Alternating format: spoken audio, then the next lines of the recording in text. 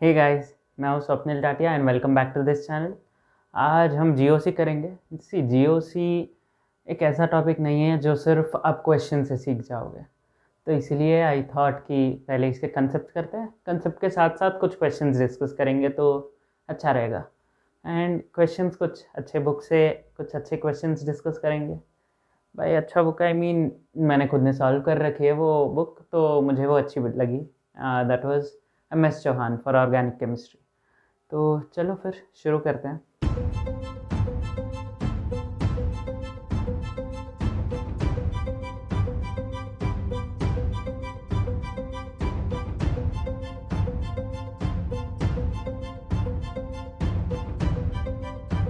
हर mechanism का जो fundamental जो भी डिसाइड करता है अगला स्टेप, वो ये जीओसी होता है। तो हर एक स्टेप में, मतलब इसके आगे वाले स्टेप में क्या हो सकता है, सारी पॉसिबिलिटीज़ देख के क्या सबसे ज़्यादा बनेगा, वो ये जीओसी डिसाइड करता है। और that is why GOC is very important and this plays a very big role. चाहे 11th में हो या 12th में हो, this plays a very big role. और मोस्टली इंडस्ट्रीज़ में भी शायद बहुत ज़्यादा यूज़ होता है ये, बिकॉज दिस डिसाइड स्टेबिलिटी। अगर स्टेबिलिटी डिसाइड कर सकता है ये, तो इसका मतलब दिस कैन डिसाइड कि मेजर प्रोडक्ट क्या होगा। और हमें चाहिए कुछ मेजर प्रोडक्ट, तो उसके लिए एक मैकेनिज़्म होगा पर्टिकुलरली। वो मैकेनिज़्म को डिवाइस जीओसी की मदद से किया जाता है। तो ओके, तो जीओसी स्टार्ट करते हैं। जीओसी बहुत कॉम्प्लेक्स टॉपिक नहीं है, सिंपल सा टॉपिक है। कुछ छोटे छोटे से फंडे हैं, वो फंडों को समझ लो और वही अप्लाई करते रहो। ओके, तो पहले फर्स्ट पॉइंट जीओसी में क्या है। व्हेन टू चेक स्टेबिलिटी, बहुत से लोग direct resonance effect, hyper conjugation effect वगैरह लगा देते हैं, बट आपको वो नहीं करना। सबसे पहले चेक VCD। VCD क्या होता है? Volume charge density. Volume charge density. Notebook pen लेके बैठो और नोट डाउन करते रहो साथ में, ज़रूरी है, इसलिए नोट डाउन करते रहो साथ में। तो उसी पहले VCD चेक करना है, वॉल्यूम चार्ज डेंसिटी। ये होता क्या है? जैसे फॉर एग्जांपल, अगर ऑक्सीजन पे एक नेगेटिव हो या एक सल्फर पे नेगेटिव, तो आपको क्या लगता है कि चार्ज जो है सबसे ज़्यादा किस में डिस्ट्रीब्यूट होगा? दोनों में चार्ज तो इक्वल है, इस पे भी -1 का चार्ज है और इस पे भी -1 का चार्ज है, सही है। बट इसका साइज जो है ना, वो छोटा है, सल्फर से छोटा है। तो अब आप ऐसे मानो कि एक छोटे पे -1 का चार्ज और एक बड़े वाले एटम पे -1 का चार्ज, तो ज़्यादा स्टेबल कौन होगा? ये वाला होगा ना, बिकॉज यहाँ पर अगर आप मानो कि वो -1 वाला चार्ज भी बहुत छोटे छोटे टुकड़ों में है, तो यहाँ पर रिपल्शन बहुत ज़्यादा होगा नहीं कंपेयर टू दिस। तो इसीलिए this will be more stable than this. तो बस यही देखो कि VCD जो वॉल्यूम चार्ज डेंसिटी है, वो अगर ज़्यादा है, तो उसका मतलब स्टेबिलिटी इज लेस। VCD होता क्या है अगर फॉर्मूला वाइज देखें तो? VCD is charge by volume. Charge जितना ज़्यादा, स्टेबिलिटी उतनी कम। वॉल्यूम जितना ज़्यादा, स्टेबिलिटी उतनी ज़्यादा। तो ये देख लो, ये नोट डाउन कर लो, और इससे आपको सब कुछ पता चल जाएगा। ये चीज़ भी पता कर लो कि VCD इंक्रीज होगा तो स्टेबिलिटी डिक्रीज होगी। अब इन दोनों को आप स्टेबिलिटी से रिलेट कर सकते हो। सबसे पहला स्टेप है स्टेबिलिटी में ये चेक करना कि चेक VCD। बट VCD को कब चेक करना? When you are going down the group, when you are going along the period ना, बस उस वक्त चेक मत करना VCD, बिकॉज बहुत कम चेंज होता है वॉल्यूम में उस वक्त। इसीलिए while you go along the group, उस वक्त VCD को चेक मत करना। तो वो भी लिख लेते हैं, डोंट चेक, बिकॉज हम पूरा क्वालिटेटिव कर रहे हैं ना, क्वांटिटेटिव नहीं कर रहे हैं हम। मतलब हमें एग्जैक्टली नहीं पता कि कितना वॉल्यूम होगा, हम बस देखते हैं और एनालाइज करते हैं कि बहुत ज़्यादा रेडियस होगा, बहुत ज़्यादा वॉल्यूम होगा, एक्सेट्रा। वो सब बस एक क्या बोलो, क्वालिटेटिव एनालिसिस है। क्वांटिटेटिव अगर करोगे तो VCD is applicable everywhere, but वही है कि हम क्वालिटेटिव करते हैं, तो इसीलिए वीसीडी के साथ अलोंग द पीरियड मत चेक करना, अलोंग द पीरियड मतलब क्या, लाइक अगर आपके पास है ऑक्सीजन माइनस और आपके पास है फ्लोरीन माइनस, तो इस वक्त ये चेक मत करना कि वीसीडी किसकी ज़्यादा है या कम है। इस वक्त सेकेंड रूल एप्लीकेबल होगा। सेकेंड रूल क्या है, वीसीडी की जगह पर लिख लो इलेक्ट्रोनेगेटिविटी। Check electronegativity. अब इलेक्ट्रोनेगेटिव एटम ज़्यादा अगर मतलब कोई एटम अगर ज़्यादा इलेक्ट्रोनेगेटिव है तो उसका मतलब नेगेटिव चार्ज उस पर ज़्यादा स्टेबल होगा। ये तो पता ही है ना, बिकॉज उसमें टेंडेंसी बहुत ज़्यादा है खींचने की नेगेटिव चार्ज को, और जितना ज़्यादा इलेक्ट्रोपॉजिटिव होगा उतना ज़्यादा पॉजिटिव चार्ज होल्ड करने की टेंडेंसी होगी। तो इसमें as it is along the period आप इलेक्ट्रोनेगेटिविटी चेक करो, वीसीडी चेक मत करो, तो आपको आएगा कि ये ज़्यादा स्टेबल है। Fluorine negative is more stable then oxygen minus. But ये देखना कि चार्ज जो है ना वो सेम है, अगर चार्ज सेम ना हो तो वीसीडी ही अप्लाई करना। ओके, तो इतना ठीक है। ये है हमारा सेकंड पॉइंट, इलेक्ट्रोनेगेटिविटी चेक करेंगे। अब इसको नोट डाउन करो, ठीक है। तो ये 2 पॉइंट हो गए। अब इसके बाद एक इम्पॉर्टेंट पॉइंट है इलेक्ट्रोनेगेटिविटी से रिलेटेड, जो आपने पढ़ रखी होंगी, बट देन देखते हैं। आपको पता हो तो अच्छा है, नहीं पता है तो अभी पता चल जाएगा। ओके, तो सी इलेक्ट्रोनेगेटिविटी में अगर आप सेम स्पीशीज़ कंसिडर करो, यानी कि कार्बन ही है, कार्बन में ही sp3 है, sp2 है, sp है, ये 3 स्पीशीज़ है हमारे पास कार्बन में। मतलब एक होगा कार्बन सिंगल बॉन्ड, एक होगा कार्बन डबल बॉन्ड, एक होगा कार्बन ट्रिपल बॉन्ड। तो अब क्या चेक करेंगे, इसमें भी इलेक्ट्रोनेगेटिविटी चेक करेंगे। और इलेक्ट्रोनेगेटिविटी क्या होती है, sp की ज़्यादा होती है sp2 से और sp3 से। तो ये ऑर्डर होता है। अभी इसको अलग कलर से कर लेते हैं तो डिस्टिंक्टली समझ में आ जाएगा।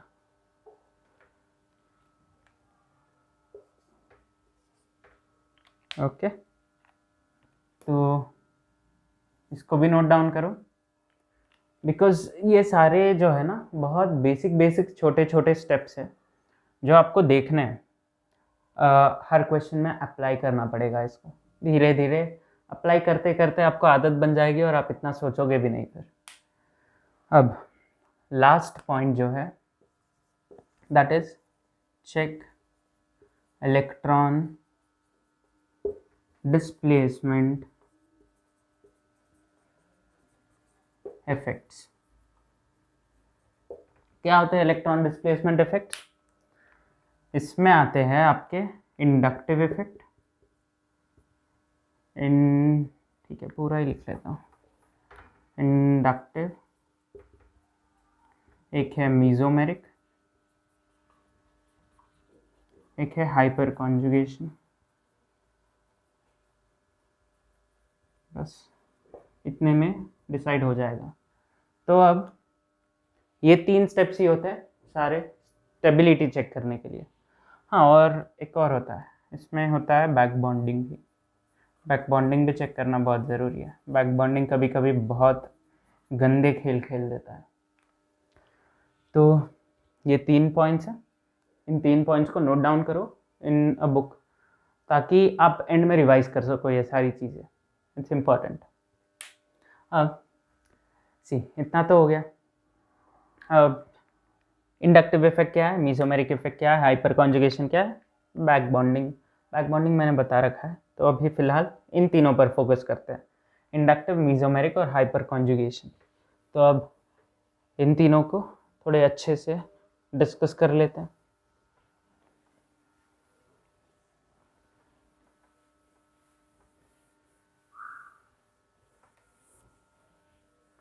ओके, तो सबसे पहले inductive effect. Inductive,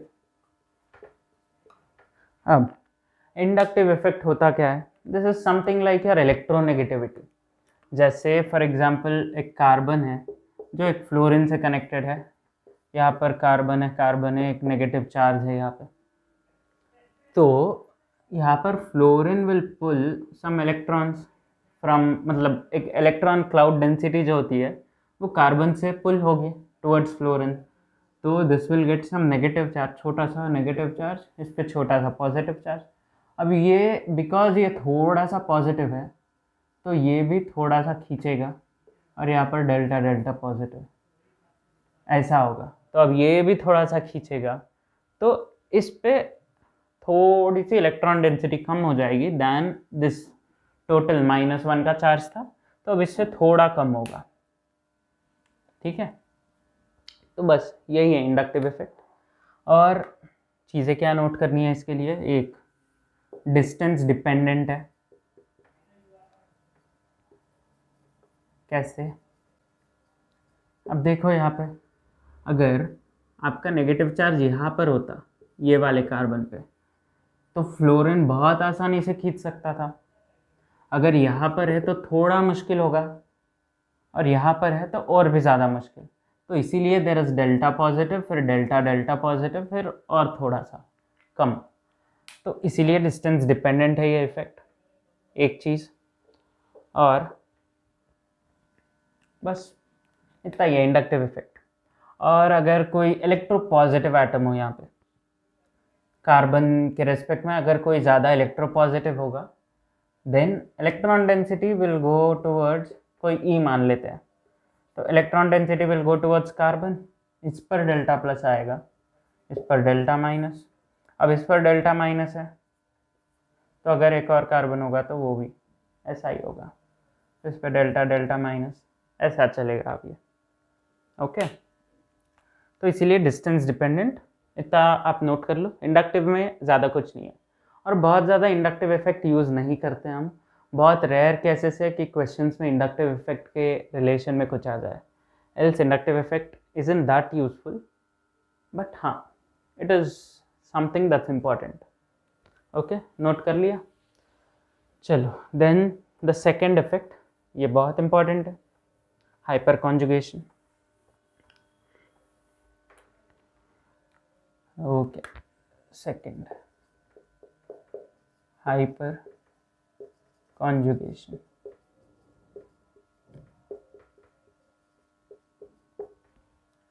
hyper conjugation, तो अब हाइपर कॉन्जुगेशन है क्या, जब आपका एक पॉजिटिव चार्ज होगा ना और यहाँ पर ऐसा है,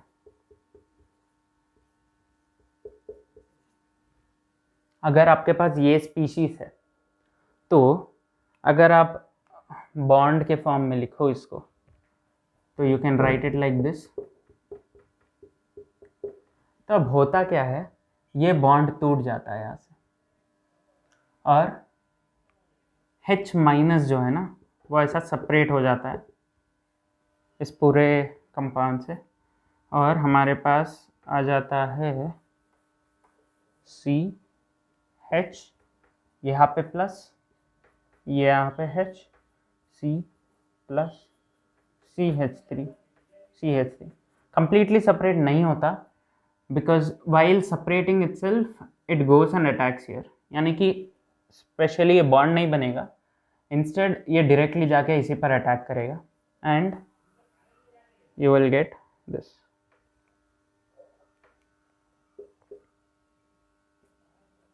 ऐसा लिंक्ड होगा, बहुत गंदा दिख रहा है। ओके, तो ऐसा हो जाएगा फिर अब ये, तो यहाँ की जो इलेक्ट्रॉन डेंसिटी जो थी पॉजिटिव वाली, वो तो हमने कम कर दी। हाँ, तो इसीलिए व्हेन यू चेक स्टेबिलिटी ना, एक और पॉइंट लिख लो स्टेबिलिटी में कि जो भी अनचार्ज्ड स्पीशीज है, uncharged species is always more stable than charge species. कोई भी पकड़ लो, uncharged will always be more stable than charged. ये एक रूल है, ये नोट कर लो। And the second thing is कि ऑक्टेट कंप्लीट वाला जो कंपाउंड होगा, हर एक एटम का ऑक्टेट कंप्लीट होगा, that will be more stable than octet incomplete. Even दो ऑक्टेट इनकम्प्लीट वाला ज़्यादा स्टेबल दिखेगा इन टर्म्स ऑफ रेजोनेंस या फिर हाइपर कॉन्जुगेशन, बट देन फिर भी पहले ऑक्टेट चेक करना हर एक एटम का। ऑक्टेट अगर कंप्लीट है तो that will be more stable than octet incomplete. तो ये दो पॉइंट स्टेबिलिटी में ऐड कर लेना। अब यहाँ पर ये पार्ट जो था पहले पॉजिटिव था, अब चार्ज नहीं है कुछ भी, तो इसीलिए ऐसे ही हर एक हाइड्रोजन जो भी है ना, हर हाइड्रोजन ऐसे ही अटैक कर सकता है। यहाँ के 3 हाइड्रोजन, यहाँ के 3 हाइड्रोजन और ये वाले 3 हाइड्रोजन, तो इसीलिए 9 हाइड्रोजन्स ऐसे हैं जो हाइपर कॉन्जुगेशन शो कर सकते हैं। ये हाइपर कॉन्जुगेशन जो भी मैंने दिखाया अभी वही है, तो इसीलिए इसको हम बोलते हैं 9 अल्फ़ा हाइड्रोजन। अल्फ़ा मतलब या ये वाला आपका रेफरेंस पॉइंट है, यहाँ से 1 यूनिट दूर पे अल्फ़ा पोजीशन होगा, 2 यूनिट की दूरी पे बीटा पोजीशन होगा वैसे। तो ये पहला अल्फ़ा है, तो इसीलिए अल्फ़ा पोजीशन पे जो भी है ना, वहाँ पर कितने हाइड्रोजन है, ये भी अल्फ़ा है, ये भी अल्फ़ा है और ये भी अल्फ़ा है। कलर चेंज कर ले शायद, अल्फ़ा अल्फ़ा और ये भी अल्फ़ा, तो ये तीनों अल्फ़ा है।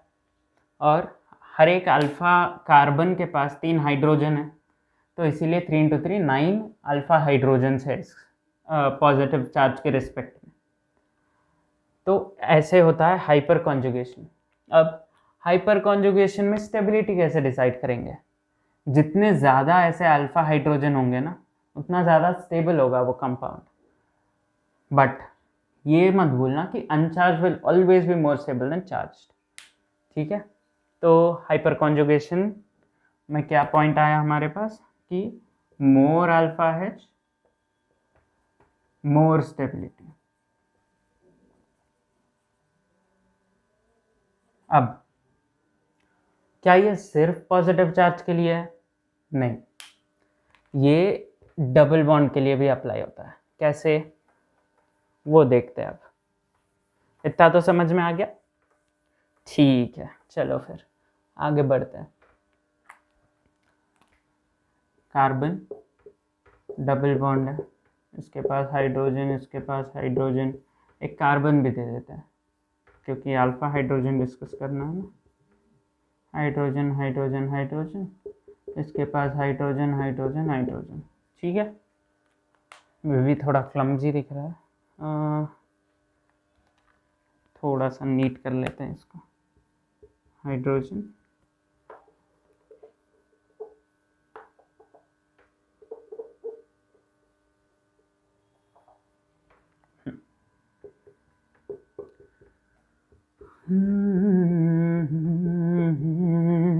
ठीक है। अब होगा क्या इस केस में? इस केस में होगा ये कि ये हमारा रेफरेंस होगा, डबल बॉन्ड हमारा रेफरेंस होगा, तो ये अल्फ़ा है, ये अल्फ़ा है। अब इस केस में 3 और 3 कितने हो गए?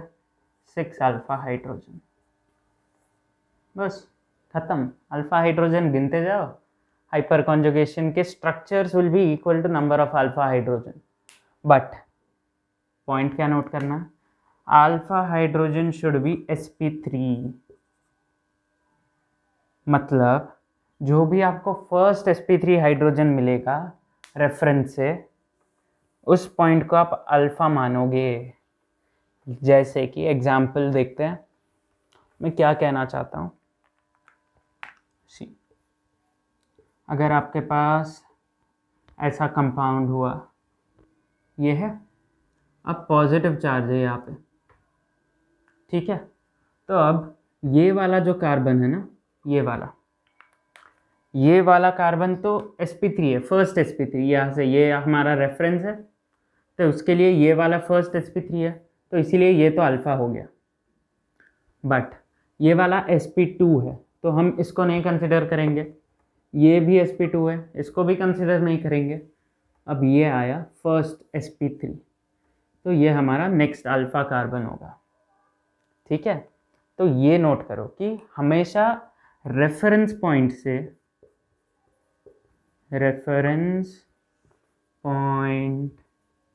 से first carbon will be alpha carbon, और उस पे जो हाइड्रोजन होंगे those will be alpha hydrogen. और इन दिस केस यहाँ पर 2 हाइड्रोजन होंगे और यहाँ पर 2 हाइड्रोजन होंगे, and will have 4 alpha hydrogen. बस हाइपर कॉन्जुगेशन खत्म।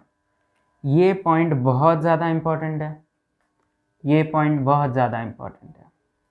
ये 2 चीज़ें दिमाग में रख लो अब, ठीक है। बस हाइपर कॉन्जुगेशन इतना ही है। अब let's move on to mesomeric effect. Copy कर लिया ना? कॉपी कर लो, अगर नहीं किया है तो रिवाइंड करके कॉपी कर लो। ओके, ठीक है, हाइपर कॉन्जुगेशन हो गया। अब नेक्स्ट है मीज़ोमेरिक इफेक्ट। मीज़ोमेरिक इफेक्ट मतलब क्या? रेजोनेंस। अब ये रेजोनेंस होता क्या है? ओके, ये तीसरा है ना, छी गंदा, बहुत गंदा। थर्ड रेजोनेंस है। तो अब रेजोनेंस क्या है? रेजोनेंस मतलब इलेक्ट्रॉन क्लाउड जो होगा ना, that will get distributed among atoms. कैसे? जैसे फॉर एग्जांपल आपके पास है कुछ ऐसी स्पीशीज, हमने पिछले वाले में ही ड्रॉ किया है, सेम ये है हमारे पास। तो अब होगा क्या? इन एनी केस रेजोनेंस में from electron deficient, okay sorry, electron deficient जो है ना, वो species will pull electrons towards itself from electron rich species। मतलब क्या? इलेक्ट्रॉन डेफिशिएंट है, जैसे पॉजिटिव चार्ज, फ्री रेडिकल, ठीक है, ये है इलेक्ट्रॉन डेफिशिएंट। इलेक्ट्रॉन रिच क्या है? Double bond, triple bond, negative charge, lone pairs, ये है हमारे इलेक्ट्रॉन रिच स्पीशीज। तो अब यहाँ पर ये इलेक्ट्रॉन डेफिशिएंट है, तो ये पाई बॉन्ड यहाँ पर अटैक करेगा, तो होगा क्या? यहाँ से ये वाला बॉन्ड ना टूट जाएगा। कैसे?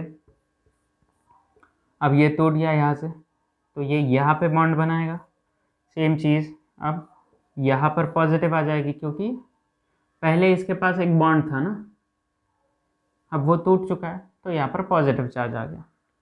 रेजोनेंस ऐसा है कि बस पास वाले के साथ ही किया जा सकता है, दूर के लिए एक चेन होनी चाहिए रेजोनेंस की। जैसे कि ये वाला, यहाँ पर एक पाई है, यहाँ पर एक पाई है, यहाँ पर पॉजिटिव चार्ज है, तो अब ये पॉजिटिव चार्ज इस बॉन्ड के साथ रेजोनेट नहीं कर सकता, बट रेजोनेट वो इसके साथ कर सकता है। तो रेजोनेट करने के बाद क्या होगा? ये वाला बॉन्ड इधर शिफ्ट होगा, पॉजिटिव चार्ज यहाँ पर, बॉन्ड यहाँ पर। अब ये वाला बॉन्ड इधर अटैक कर सकता है, तो आपको आएगा ये और यहाँ पर एक पॉजिटिव चार्ज। ठीक है, अब ये आइडेंटिकल दिख रहे होंगे बट है नहीं एक्चुअल में। ओके, तो अब यही है रेजोनेंस। रेजोनेंस में इतना नोट डाउन कर लो, जितने ज़्यादा रेजोनेटिंग स्ट्रक्चर्स होंगे और जितना ज़्यादा स्टेबल होगा ना वो रेजोनेटिंग स्ट्रक्चर, उतना ही ज़्यादा स्टेबल होगा पूरा कंपाउंड। ज़्यादा रेजोनेटिंग स्ट्रक्चर्स का मतलब ये नहीं है कि वो ज़्यादा स्टेबल है, बट अगर बहुत ज़्यादा स्टेबल रेजोनेटिंग स्ट्रक्चर है तो इसका मतलब कि वो स्टेबल है। ठीक है, तो अब रेजोनेंस इतना ही है। अब जितना हमने डिस्कस किया है उसके रिलेशन में कुछ क्वेश्चंस करते हैं। ओके, तो सबसे पहले कौन ज़्यादा स्टेबल है, OH माइनस या SH माइनस? कौन ज़्यादा स्टेबल है ये मुझे चाहिए। आंसर लिखो, कमेंट्स में लिखते जाओ आंसर्स और सॉल्व करो कि ये क्या आएगा।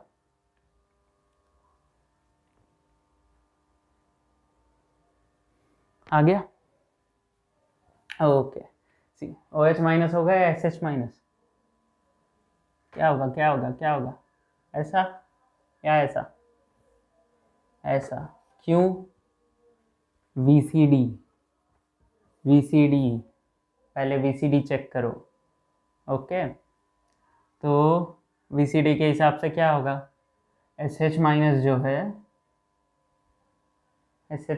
जो है सल्फर बहुत बड़ा एटम होगा, ऑक्सीजन छोटा सा एटम होगा, चार्ज तो दोनों पर सेम है, तो इसीलिए SH minus is more stable then OH minus. ठीक है, तो ये हमारा फर्स्ट क्वेश्चन था। सेकंड क्वेश्चन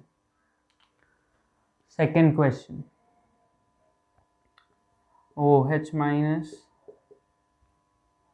या F माइनस?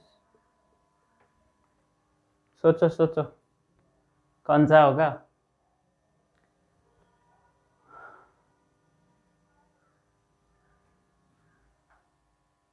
कर लिया? किया आंसर कमेंट में टाइप किया? ओके, ठीक है, तो अब देखो OH माइनस या F माइनस, कौन ज़्यादा स्टेबल? F minus. क्यों? इलेक्ट्रोनेगेटिविटी सोचा है आपने? गलत सोचा, VCD ही है। इलेक्ट्रोनेगेटिविटी क्यों नहीं चेक की हमने? पहले चार्ज चेक करो। ऑक्सीजन पे अगर आप देखो ना, OH माइनस। ओके, हाँ ठीक है, सही है, यहाँ पर इलेक्ट्रोनेगेटिविटी आएगा बिकॉज चार्ज सेम है। Electronegativity okay. OH माइनस का क्या होगा? फ्लोरीन नेगेटिव जो है ज़्यादा इलेक्ट्रोनेगेटिव है, इसीलिए OH माइनस से ज़्यादा स्टेबल होगा। ठीक है। तीसरा सवाल, O2 माइनस या F माइनस, कौन ज़्यादा स्टेबल? ओके, मीनवाइल मैं कुछ क्वेश्चंस देखता हूँ आपको कौन से दिए जाए, सॉल्व कर लो आप ये वाला फिर जब तक।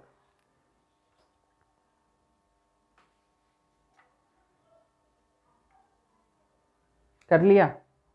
ओके, ठीक है, तो अब कौन सा ज़्यादा स्टेबल आया आपको? F minus.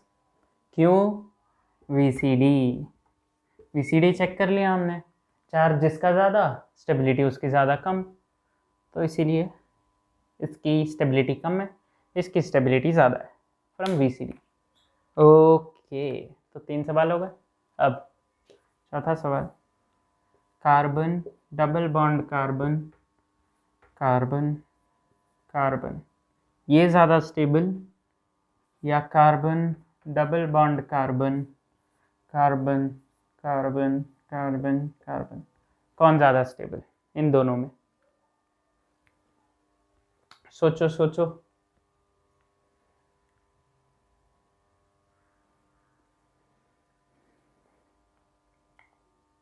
सोचा? सोच लिया? ओके, तो अब देखो कौन ज़्यादा स्टेबल आया। ये आया। क्यों आया? अब सी पहले अगर मैं वीसीडी चेक करूँगा तो यहाँ पर कुछ है तो नहीं चार्ज स्पेशली कि मैं वीसीडी चेक करूँ। इलेक्ट्रोनेगेटिविटी चेक करूँगा तो सेम ही इलेक्ट्रोनेगेटिविटी, कोई अलग है नहीं। तो अब मैं जाऊँगा स्टेप 3 पे, यानी कि mesomeric effect, hyper conjugation effect या इंडक्टिव इफेक्ट। इंडक्टिव इफेक्ट का काम तो अब दिख रहा नहीं है मुझे दिख रहा है कि हाइपर कॉन्जुगेशन करना पड़ेगा। हाइपर कॉन्जुगेशन देखूंगा तो this will be my reference, यहाँ पर this will be my reference. अब यहाँ से फर्स्ट sp3 कौन सा है? ये वाला, ये अल्फ़ा है। ये वाला, ये अल्फ़ा है। यहाँ पे ये वाला alpha alpha alpha alpha alpha carbon तो पकड़ लिया, इस पे अल्फ़ा हाइड्रोजन तो ड्रॉ किया ही नहीं है। आपको कंप्लीट करना पड़ेगा, स्ट्रक्चर को कंप्लीट करो। जब भी कुछ भी मेंशन नहीं किया होता उसका मतलब हाइड्रोजन से वैलेंसी को फुलफिल करो। यहाँ पर भी हाइड्रोजन, यहाँ पर भी हाइड्रोजन, यहाँ पर 3 हाइड्रोजन होंगे, यहाँ पर हाइड्रोजन, यहाँ पर भी हाइड्रोजन, यहाँ पर भी हाइड्रोजन और यहाँ पर भी हाइड्रोजन। अब गिनो, अब क्या आएगा? इसके आएंगे 6 अल्फ़ा हाइड्रोजन और इसके आएंगे 12 अल्फ़ा हाइड्रोजन। अब पता चला क्यों कौन सा ज़्यादा स्टेबल है। ठीक है, तो अब ये समझ में आ गया ना। चलो फिर अच्छी बात। अब ये 4 सवाल हो गए। आगे क्या करते हैं? कुछ कंसेप्ट्स के क्वेश्चंस हुए अभी थोड़े और अच्छे क्वेश्चंस डिस्कस करेंगे and then will wind up for today. और अगले वाले में हम डिस्कस करेंगे एसिडिटी, बेसिसिटी, ये सारे कंसेप्ट्स, और उसके रिलेशन में कुछ क्वेश्चंस करेंगे ताकि उसमें भी कुछ स्ट्रेंथ आए, बिकॉज वो भी इम्पॉर्टेंट है। पहले ये बेस बनेगा हमारे पूरे जीओसी का जो भी आज डिस्कस किया है। एसिडिटी और बेसिसिटी जो है ना, उससे क्वेश्चंस आएंगे, लिटरली क्वेश्चंस आएंगे in JEE mains, JEE advance, दोनों में आएंगे। जेई एडवांस फिर भी I can't tell, but JEE mains में तो आते हैं, हर साल आते हैं, और मेरे पेपर में तो आए थे यार।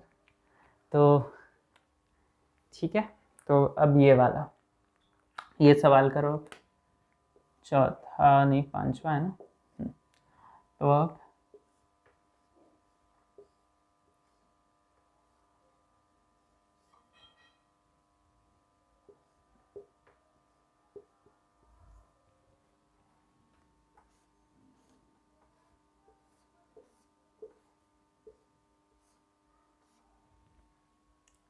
कौन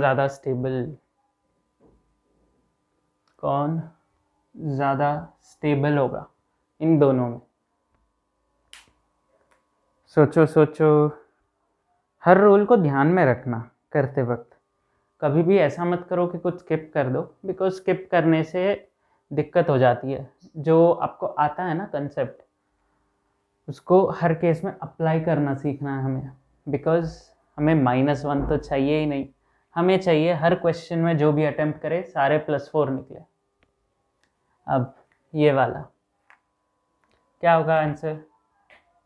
ये क्यों? बिकॉज ये है न्यूट्रल, ये है चार्ज्ड।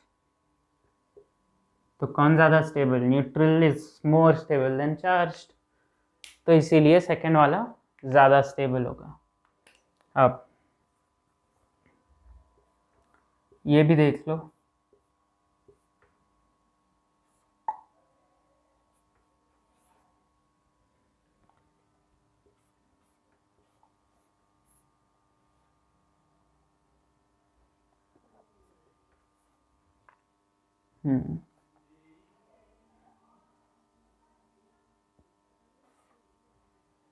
इन दोनों में कौन ज़्यादा स्टेबल है?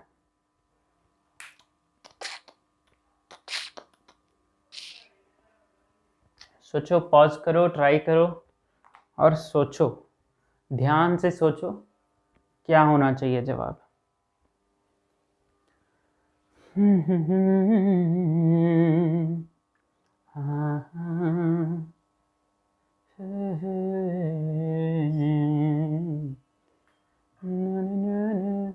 हो गया। अब सी,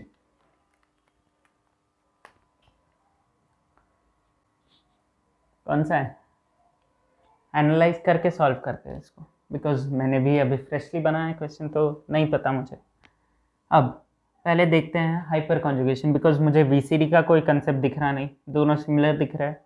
वीसीडी नहीं लगेगा, इलेक्ट्रोनेगेटिविटी नहीं लगेगी, तो अब सीधा जाते हैं हम इलेक्ट्रॉन डिस्प्लेसमेंट इफेक्ट्स पे। तो अब हाइपर कॉन्जुगेशन अगर मैं देखूँ तो कितने आ रहे हैं मुझे? 3। ये हमारा क्या है? रेफरेंस। ये अगर रेफरेंस है तो पहले तो ढूंढो कि कौन कौन से अल्फा कार्बन है। ये हमारा पहला अल्फा कार्बन, ये दूसरा अल्फा कार्बन, क्या ये होगा? ना, क्यों? sp2 है। ये होगा ना, ये sp2 है। ये होगा, ये sp3 है। ठीक है, तो अब इसके है 2 हाइड्रोजन, इसके है 2 हाइड्रोजन, और इसके है 3 हाइड्रोजन। ठीक है, अब यहाँ पे ये हमारा एक अल्फा, ये हमारा एक अल्फा, ये हमारा एक अल्फा, इसमें है 2, इसमें है 2, और इस पे है 3। ठीक है, तो अब गिनो कितना आ रहा है? 3 + 2 + 2 7, 7 अल्फा हाइड्रोजन। ये वाला 2 + 2 4 + 3 7, 7 अल्फा हाइड्रोजन। अरे ये तो सेम आ गया। अब हाँ, अब चेक करो रेजोनेंस। अब देखो यहाँ पर ये दोनों कॉन्जुगेशन में है, ये वाला यहाँ पर जा सकता है रेजोनेंस कराने, और वहाँ पर नहीं हो सकता रेजोनेंस।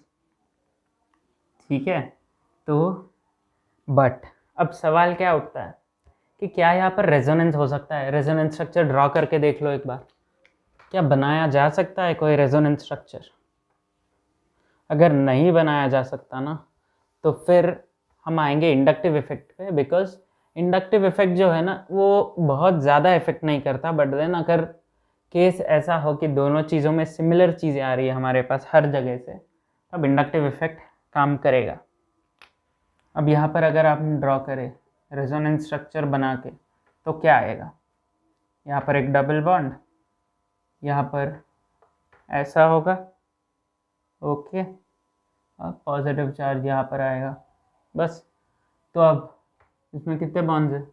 1 2 3 4, 4 बॉन्ड्स है, तो ठीक है, फिर बन जाएगा, ये हो जाएगा, रेजोनेंस हो रहा है। तो इसमें एक एक्स्ट्रा है, वो है रेजोनेंस, और because of resonance this will be more stable then that one.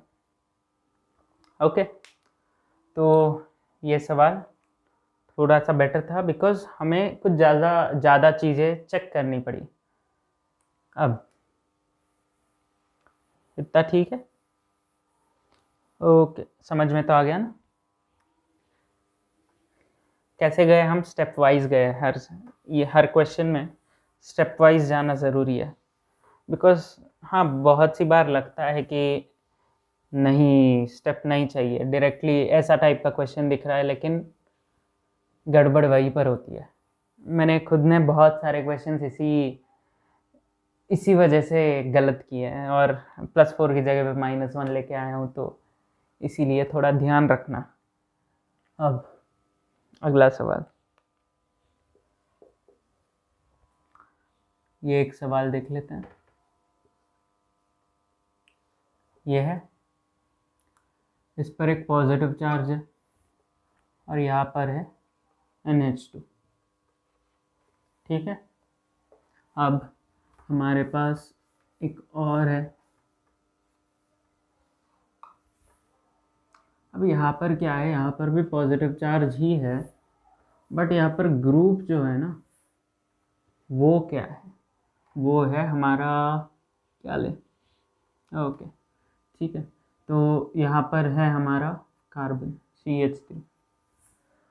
तो अब इन दोनों में कौन ज़्यादा स्टेबल होगा और क्यों? पहले चेक करो, VCD सेम, इलेक्ट्रोनेगेटिविटी सेम। अब इलेक्ट्रॉन डिस्प्लेसमेंट इफेक्ट्स पर आओ। इंडक्टिव इफेक्ट देखो, अगर इंडक्टिव इफेक्ट को फिलहाल लास्ट के लिए देखते हैं, हाइपर कॉन्जुगेशन देखते हैं। हाइपर कॉन्जुगेशन देखोगे तो यहाँ पर 2 हाइड्रोजन, यहाँ पर 2 हाइड्रोजन, तो 4 अल्फा हाइड्रोजन। यहाँ पर कितने हैं, 4 + 3 7 अल्फा हाइड्रोजन। अब ये एक चीज़ है। अगला रेजोनेंस देखो, रेजोनेंस देखोगे तो लोन पेयर और पॉजिटिव चार्ज का रेजोनेंस होगा यहाँ पर, तो यहाँ पर रेजोनेंस है और यहाँ पर नहीं है। अब एक और चीज़ है स्पेशल इस कंपाउंड में जो उसमें नहीं है, और वो है बैक बॉन्डिंग।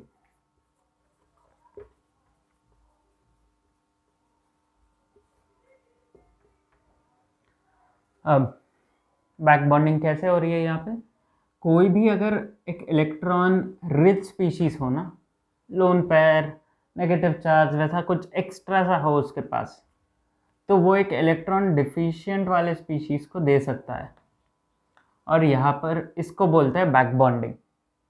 और यहाँ पर ये पॉसिबिलिटी है, ये किया जा सकता है, और इसीलिए ये वाला कंपाउंड जीत गया स्टेबिलिटी में। एक तो रेजोनेंस भी है, ऊपर से बैक बॉन्डिंग भी है, ठीक है, अल्फा हाइड्रोजन इसके ज़्यादा हैं, बट देन हर चीज़ को चेक करना ज़रूरी है। बैक बॉन्डिंग बहुत ज़्यादा स्टेबल कर देता है किसी भी कंपाउंड को, और रेजोनेंस भी, resonance is much more stable, मतलब बहुत ज़्यादा स्टेबिलिटी लाता है than alpha hydrogen, than hyperconjugation. तो इसीलिए रेजोनेंस और बैक बॉन्डिंग का वेट बहुत ज़्यादा होता है दैन हाइपर कॉन्जुगेशन, इसलिए ये क्वेश्चन इंपॉर्टेंट है। तो इस क्वेश्चन को नोट डाउन करो और रिवाइज करते रहो, बिकॉज सारे स्टेप्स करना ज़रूरी है। ओके, और with this let's end this session. And आज कैसे कंक्लूड करें, कुछ मोटिवेशन। चलो, जैसा कि मैंने बताया है ना वीडियो में कि मेरे एक टेस्ट में आए थे -1 इन फिज़िक्स। अब -1 in physics to something good in physics, at least मैंने स्कोर किया है अबाउट 60s या 70s के आसपास। But my best score again in the mock test, it use to be about 90, 94, वैसे स्कोर्स आए हैं मेरे, ठीक है। तो that's what I am telling कि it's not like it's not possible, ऐसा नहीं होता कि होगा नहीं आपसे। इट्स जस्ट दैट कि आपको ट्राई करते रहना है। सी फॉर एग्ज़ाम्पल अगर मैं कहूँ कि आप एक बहुत कॉम्प्लिकेटेड सी चीज़ उठा के सॉल्व करो, तो वो सॉल्व करने के बाद आपको क्या लगेगा, एक खुशी आएगी कि यार मैंने कॉम्प्लेक्स सी चीज़ सॉल्व कर ली। बट वही अगर आप एक इजी चीज़ को सॉल्व करते हो ना, तो आपको बहुत अच्छी फीलिंग तो आती नहीं है कि यार मैंने ये सॉल्व कर लिया, देख मैंने ये सॉल्व करके दिखाया है, वो वाली फीलिंग नहीं होती। तो अब इजी वाले क्वेश्चंस इसीलिए हम छोड़ देते हैं। मैंने वही सीखा कि -1 से मेरी जो जर्नी थी 90 मैक्सिमम लाने की, 90 या 92 जितना भी था, वो मैक्सिमम स्कोर लाने की, उस जर्नी में मैंने सीखा कि I used to miss out on those easy questions. वो इजी क्वेश्चंस ऐसे क्वेश्चंस थे कि मैं चुटकियों में सॉल्व कर सकता था। अब वही सोचना है आपको कि सी इजी चीज़ ना हमारी माइंड एक्सेप्ट करने के लिए रेडी नहीं है, because it likes complicated things, और उसको एक मज़ा आता है कि यार ये तो कोई नहीं कर सकता, मैंने करके दिखाया है। That is important. अब इस माइंडसेट को बदलना है कि इजी जो है पहले उनको सॉल्व करो। ये आपको बदलाव लाना है अपने अंदर। अगर स्कोर इम्प्रूव करना है ना, तो पहले ये बदलाव लेके आओ। कैसे लाओगे? अब हर टेस्ट में आप क्या करोगे, पहले क्वेश्चंस को देखोगे कि क्या क्या क्वेश्चंस है, और ये नहीं देखोगे कि यार ये मुझसे हो जाएगा एक्सेट्रा। नहीं, अगर आपको क्वेश्चन देख के लग रहा है कि ये आंसर मुझे आ रहा है, तब आप उठाओ पेन और लिखना स्टार्ट कर दो। लेकिन अगर आपको लग रहा है कि अगर मैं ट्राई करूँगा तो मुझे आ जाएगा, उसको उस पॉइंट पर छोड़ दो। और अगर कोई ऐसा क्वेश्चन है जो आपने पहले ही देख रखा है और आपने सॉल्व करके रखा है, तो उसको तो सबसे पहले उठाना है। बिकॉज 100% आपको वो सवाल अगर आता है, मतलब आपने पहले देखा है, तो वो मैक्स टू मैक्स आपको 30 सेकेंड्स या 1 मिनट लगेगा सॉल्व करने। वही अगर आप वो फ्रेशली सॉल्व करते तो आपको 2 मिनट, 2.5 मिनट, 3 मिनट लग जाते। That is the difference between the person who has practised a lot and who hasn't. जिसने प्रैक्टिस किया है ना, उसने बहुत सारे वेराइटीज़ के क्वेश्चंस देख रखे हैं, एंड इट्स नॉट पॉसिबल कि कोई भी बंदा या बंदी कुछ नया सॉल्व कर ले एग्ज़ाम में। मतलब बहुत सारे क्वेश्चंस ऐसे हों कि वो बहुत नए हैं और उन सबको सॉल्व कर ले एक क्वेश्चन में और टॉपर बन जाए, ऐसा पॉसिबल है ही नहीं। टॉपर्स आर दोज पीपल जिन्होंने प्रैक्टिस कर रखी है इतनी कि मैक्सिमम नंबर ऑफ क्वेश्चंस उन्होंने पहले ही देख रखे हैं। देख रखे हैं मतलब क्वेश्चन पेपर लीक टाइप का नहीं, मतलब प्रैक्टिस करते वक्त उन्होंने ऐसे क्वेश्चंस कई बार देख रखे हैं, and that is important. Easy सवाल चूज़ करना is not easy, but easy सवाल को सॉल्व करना इजी सी, दैट इज़ द डिफरेंस। वहीं पे बहुत से लोग मात खा जाते हैं, and that's where you have to improve now. Easy questions को सॉल्व करना सीखो, मतलब पहले तो ढूंढना सीखो। अगर वो ढूंढना बन गया तो आपका हो गया। जेई क्या, आप ये सभी कॉम्पिटिटिव एग्ज़ाम्स का फंडा होता है कि आप कोई भी कॉम्पिटिटिव एग्ज़ाम में पहले इजी क्वेश्चन सॉल्व करो, जाओ फिर मॉडरेट के लिए। बिकॉज मॉडरेट को जब आप सॉल्व करोगे ना, तो आपके पास वो कॉन्फिडेंस होगा कि इजी वाले तो मैंने कर लिए ऑलरेडी। तो इतने क्वेश्चंस, फॉर एग्जांपल अगर जेई मेंस की बात करूँ, तो there will be about 10 questions which will be very easy. 10 questions in each subject बहुत इजी होता है। तो वो 10 सवाल अगर आप कर लोगे, मेरे 10 सवाल तो हो गए, अब बचे 15 सवाल। अब मॉडरेट में जब तुम आओगे ना, तो ये 10 सवाल हो चुके होंगे, अब बचे वो 15 सवाल। जब आपके पास वो कॉन्फिडेंस होगा कि मेरे 10 सवाल हो चुके हैं, दैट इज़ द डिफरेंस। तो अब वो मॉडरेट हो गए आपसे, बिकॉज ये कॉन्फिडेंस आप लेके चल रहे थे मॉडरेट के थ्रू। अब मॉडरेट से हार्ड टफ क्वेश्चंस, आखिरी 5 या 3 सवाल होंगे वो बस। अगर आप स्टार्टिंग में फंसोगे तो निकलोगे नहीं। अगर एंड में फंसोगे, जब आपके मैक्सिमम क्वेश्चंस हो चुके हैं, तब वो क्वेश्चंस भी इजी बन जाएंगे, and mark my word easy बनते हैं। तो या दैट्स इट फॉर टुडे। ये सारे पॉइंट्स का ध्यान रखो, एंड आप कर लोगे, डोंट वरी। अगर इतने सारे लोग कर सकते हैं हर साल, तो why not you? You can do it. It's only you who can do it. Okay, ठीक है देन, चलो bye bye, and stay motivated, keep practising, be happy, most importantly be happy. और हाँ, इस चैनल को सब्सक्राइब कर दो, इस वीडियो को लाइक कर दो, दोस्तों के साथ शेयर भी कर दो। ठीक है, चलो देन, बाय बाय।